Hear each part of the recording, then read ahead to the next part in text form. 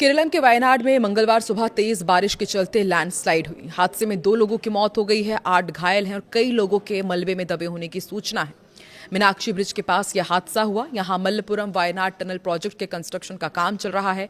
Tunnel से मिट्टी निकालकर बाहर जमा की जा रही थी। बारिश के चलते मिट्टी खिसक गई, जिससे पेड़ उखड़ गए, बैरिकेड भी बह गए। हादसे का सीसीटीवी फुटेज सामने आया है, जिसमें आप देख सकते हैं कि किस तरीके से सुरंग से तेज लहर के साथ आया मलबा एक टैंकर को तिनके की तरह बहा कर ले जाता है। 2 लोग इस मलबे में फंस गए।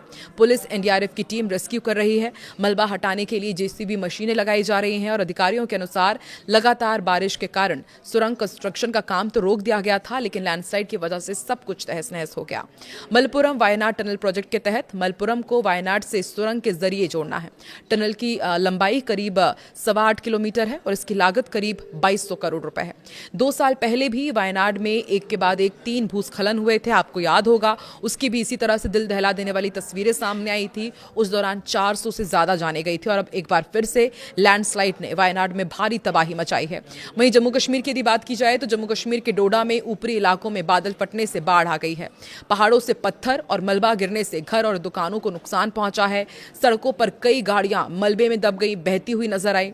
महाराष्ट्र के कई जिलों में भी लगातार भारी बारिश हो रही है। मुंबई में पिछले 48 घंटे में करीब 15 इंच बारिश दर्ज की गई है और आईएमडी ने आने वाले दिनों के लिए भी ऑरेंज अलर्ट जारी किया है। मुंबई के सभी सरकारी और निजी स्कूलों और कॉलेजेस में छुट्टी घोषित कर दी गई है। नासिक में भी सभी स्कूल और कॉलेज बंद रहे। त्र्यंबकेश्वर मंदिर और महाराष्ट्र के 3.5 शक्तिपीठों में शामिल सप्तशृंगी मंदिर में श्रद्धालुओं के लिए कपाट बंद रखे गए। मध्य प्रदेश की यदि बात की जाए तो पिछले 24 घंटे में 35 से ज्यादा जिलों में बारिश हुई है। खजुराहो में सबसे ज्यादा 4.4 इंच बारिश दर्ज की गई। बमीठा में नेशनल हाईवे 39 पर 3 फीट तक पानी भर गया। बालाघाट में भी महाराष्ट्र सीमा से लगी बाघ नदी उफान पर आने से किरनापुर लांजी मार्ग पर पुल निर्माण में लगी कार, जेसीबी और लोडर तेज बहाव में बहते नजर आए।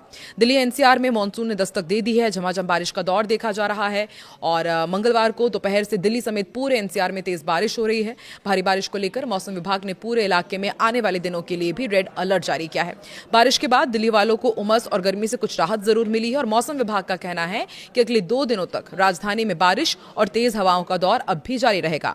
तो हम देख रहे हैं कि देश के अलग अलग हिस्सों में मानसून का रौद्र रूप देखने को मिल रहा है। कई राज्यों में भारी बारिश, आंधी से लोगों की परेशानी बढ़ती जा रही है। इसी बीच मौसम विभाग ने एक और टेंशन भरा अलर्ट जारी कर दिया है, जिसके मुताबिक उत्तर प्रदेश, बिहार समेत 13 राज्यों के लिए बारिश, तूफानी हवा की चेतावनी जारी की गई है। इस दौरान 85 किलोमीटर प्रति घंटे की रफ्तार से आंधी चलेगी। कुछ राज्यों में ओले गिरने की भी चेतावनी है। पूर्वी भारत, उत्तर भारत के राज्यों के लिए अगले 12 घंटे बेहद भारी होने वाले हैं। आकाशीय बिजली, वज्रपात का कहर भी देखने को मिल सकता है।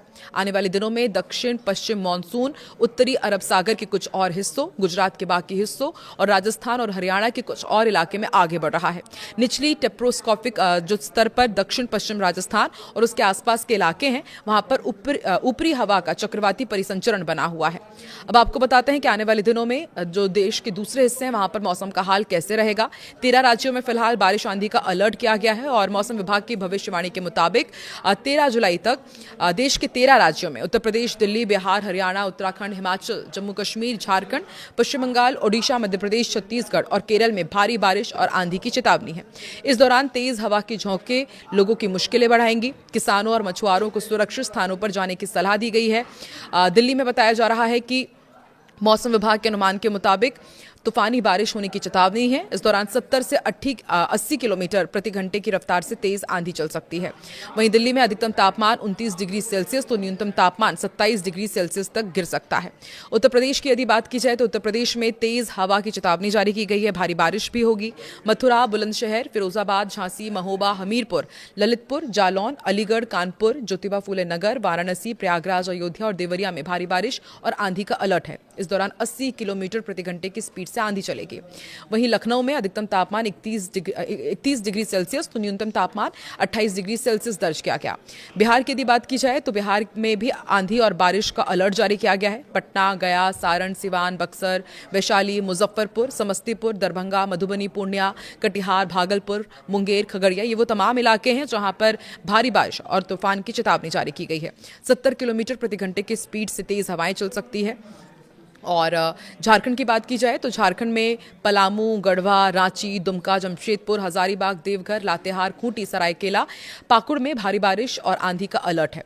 60 से 65 किलोमीटर प्रति घंटे की स्पीड से तेज हवाएं चलेंगी। रांची का जो अधिकतम तापमान है वो 29 डिग्री, तो जो न्यूनतम तापमान है 25 डिग्री तक गिर सकता है। उत्तराखंड में भी भारी बारिश का अलर्ट है। पिथौरागढ़, नैनीताल, अल्मोड़ा, पौड़ी गढ़वाल, हरिद्वार, चामोली और ऋषिकेश में भारी बारिश और आंधी की चेतावनी जारी की गई है। इस दौरान 65 से 70 किलोमीटर प्रति घंटे की रफ्तार से तेज हवा चलेगी।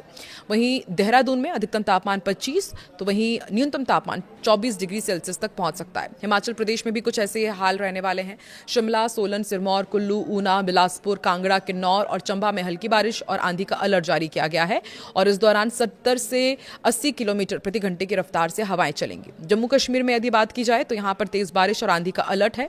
किश्तवाड़, कठुआ, उधमपुर, जम्मू, राजौरी, अनंतनाग, सांबा, पुंछ, रामबन, ये वो तमाम इलाके हैं जहां पर भारी बारिश की चेतावनी जारी की गई है। तो ये वो तमाम इलाके हैं जहां पर भारी बारिश होगी और उसके साथ ही देश के 13 राज्यों में अभी इसी तरह से मानसून अपना प्रकोप और प्रलय बताएगा। आप देश के किस हिस्से से ताल्लुक़ रखते हैं, कहाँ रहते हैं और अभी वहां पर मौसम का क्या हाल है कि वहां पर भी काफ़ी मानसून का प्रकोप देखने को मिल रहा है, कमेंट सेक्शन पर ज़रूर बताएं।